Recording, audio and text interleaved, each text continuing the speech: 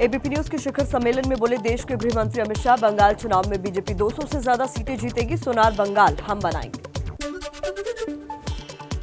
अमित शाह ने कहा, सीएम विधायक बदलने के लिए नहीं बल्कि बंगाल के हालात को बदलने के लिए चुनाव लड़ रहे हैं। चुनाव के बाद घुसपैठियों का भविष्य तय करेंगे। गृह मंत्री अमित शाह के मिशन बंगाल का आज दूसरा दिन। कोलकाता की नेशनल लाइब्रेरी में बंगाल के शहीदों को श्रद्धांजलि दी। बंगाल के नामखाना में अमित शाह का बड़ा ऐलान, बोले राज्य में बीजेपी की सरकार बनने पर सभी मछुआरों को 6,000 रुपए सालाना दिए जाएंगे। बंगाल की जनता ममता सरकार को हटाना चाहती है। दीदी भतीजा वाले तंज पर ममता बनर्जी का पलटवार, कहा अमित शाह, पहले मेरे भतीजे अभिषेक बनर्जी के खिलाफ चुनाव लड़कर दिखाएं और फिर मुझसे लड़ने की सोचें। अमित शाह ने ममता बनर्जी पर बोला हमला, कहा ममता ने अगर नंदीग्राम से चुनाव लड़ने का ऐलान किया है तो उन्हें उसी एक सीट से चुनाव लड़ना चाहिए। इस बार ममता का चेहरा ही उनकी तकलीफ है।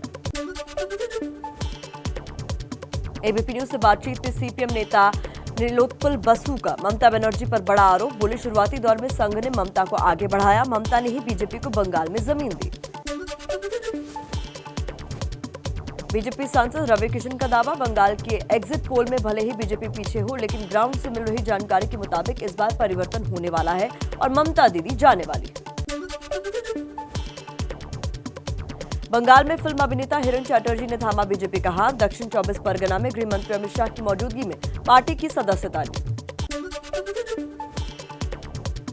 एबीपी न्यूज के शिखर सम्मेलन के मंच से बंगाल के राज्यपाल जगदीप धनखड़ ने ममता सरकार पर हमला बोला, कहा बंगाल में इमरजेंसी से भी बदतर हालात, राज्य के कर्मचारी नेताओं की तरह काम करते हैं।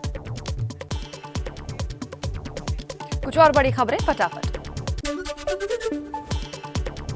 राज्यपाल जगदीप धनखड़ के आरोप पर टीएमसी सांसद सुखेंदु रॉय का पलटवार, बोले जगदीप धनखड़ को टीएमसी के सत्ता में लौटने का डर सता रहा है, पार्टी बंगाल में हैट्रिक लगाने जा रही है। शिखर सम्मेलन में अधीर रंजन चौधरी का बंगाल में त्रिकोणीय मुकाबले का दावा, सभी सेक्युलर पार्टियों से साथ आने की अपील की, ओवैसी की पार्टी को बताया वोट कटवा। शिखर सम्मेलन के मंच पर गरमाया बंगाल में जय श्री राम का मुद्दा, गौरव भाटिया का आरोप, टीएमसी को जय श्री राम बोलने से ऐतराज। टीएमसी सांसद विवेक गुप्ता का जवाब, बीजेपी के पास मुद्दों की कमी, इसलिए धर्म की राजनीति करते हैं।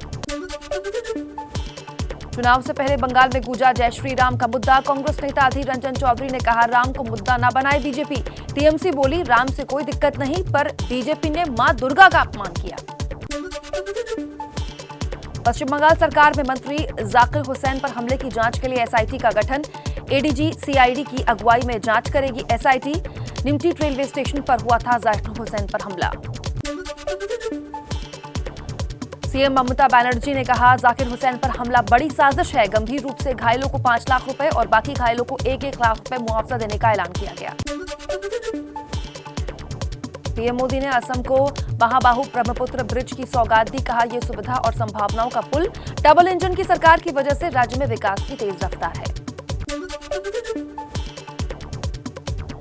पीएम मोदी आज वीडियो कॉन्फ्रेंसिंग के जरिए विश्व भारती यूनिवर्सिटी के दीक्षांत समारोह को करेंगे संबोधित। चुनावी राज्य केरल में कई परियोजनाओं का उद्घाटन भी करेंगे। किसान आंदोलन का 86वां दिन, दिल्ली की सीमाओं पर किसान कृषि कानूनों की वापसी की मांग पर अब भी अड़े हैं। हिसार की महापंचायत में गरजे राकेश टिकैत, बोले अगर सरकार ने ज्यादा बकवास की तो किसान कसम खाएगा, अपनी खड़ी फसल में आग लगाएगा, एक दाना भी नहीं देगा। कुछ और खबरें आपके सामने रख देते हैं इसी तरह फटाफट अंदाज में। पंजाब के कुछ शहरों में दिखा रेल रोको अभियान का असर। लुधियाना, जालंधर, गुरदासपुर, अमृतसर, फिरोजपुर, बरनाला, मोगा और खन्ना में किसानों ने ट्रेनें रोकी, कहा कृषि कानूनों की वापसी तक रहेंगे प्रदर्शन। हरियाणा के अंबाला और रोहतक में भी किसानों के रेल रोको आंदोलन का असर दिखाई दिया, परेशान दिखे यात्री। कई यात्रियों ने टैक्सी बुक कर अपनी मंजिल का सफर तय किया। सिरसा में ट्रेन रोकने पहुंचे किसानों ने पहले मालगाड़ी के डिब्बे को फूल माला पहनाकर लोगों से माफी मांगी, फिर कृषि कानूनों के विरोध में केंद्र और राज्य सरकार के खिलाफ जमकर नारेबाजी की। यूपी के मुरादाबाद में दिल्ली, लखनऊ और जम्मू गुवाहाटी रेल ट्रैक पर घंटों जमे रहे किसान। हापुड़ में भी किसानों ने ट्रेन रोकने की कोशिश की, बैरिकेडिंग पार कर प्लेटफॉर्म पर पहुंचे। उत्तराखंड के रुड़की में भी रेल रोको आंदोलन के समर्थन में रेलवे ट्रैक पर पहुंचे किसान, बाद में एसडीएम को ज्ञापन भी सौंपा। राजस्थान के कोटा में रेलवे ट्रैक पर किसानों ने दिया धरना, कोटा दिल्ली रेल रूट पर करीब 1 दर्जन ट्रेनें प्रभावित हुई।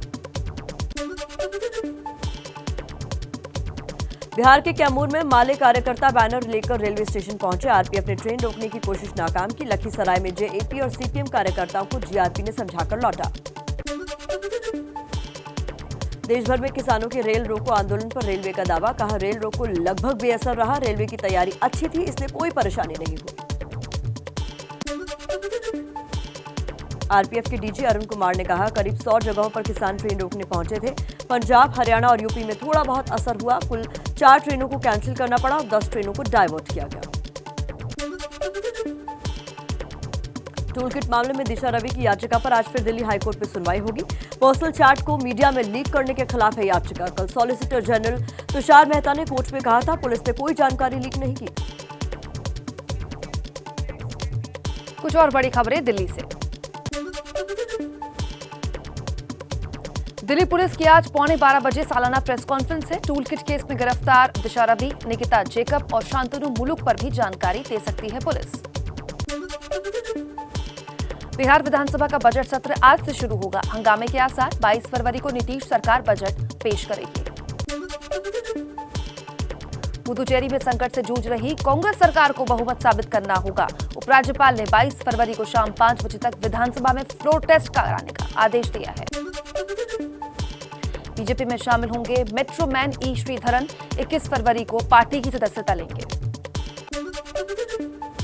हिमाचल में 2022 में होने वाले विधानसभा चुनाव की तैयारियों में जुटे बीजेपी अध्यक्ष जेपी नड्डा कार्यकर्ताओं को दिया ग्राम सभा में विधानसभा के संकल्प को पूरा करने का मंत्र। 24 विदेशी राजनयिकों की टीम ने जम्मू में हालात का जायजा लिया। जम्मू कश्मीर हाईकोर्ट के चीफ जस्टिस और उपराज्यपाल मनोज सिन्हा से मुलाकात की। मुंबई में कोरोना के बढ़ते केसेस के चलते बीएमसी फिर सख्त, विवाह सार्वजनिक कार्यक्रमों में नियमों का उल्लंघन करने पर होगी कार्रवाई। बिना मास्क रेल यात्रा करने वालों पर भी नजर रखने के लिए 300 मार्शल्स तैनात। महाराष्ट्र के 2 जिलों में फिर लगा लॉकडाउन। अमरावती में शनिवार 8 बजे से सोमवार 7 बजे तक बाहर निकलने पर रोक। यवतमाल में 5 से ज्यादा लोगों के एक साथ रहने पर प्रतिबंध।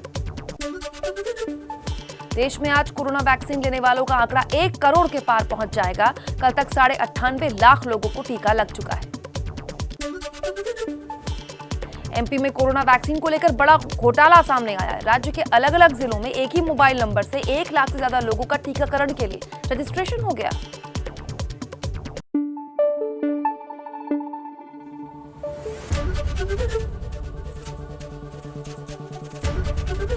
एबीपी न्यूज आपको रखे आगे।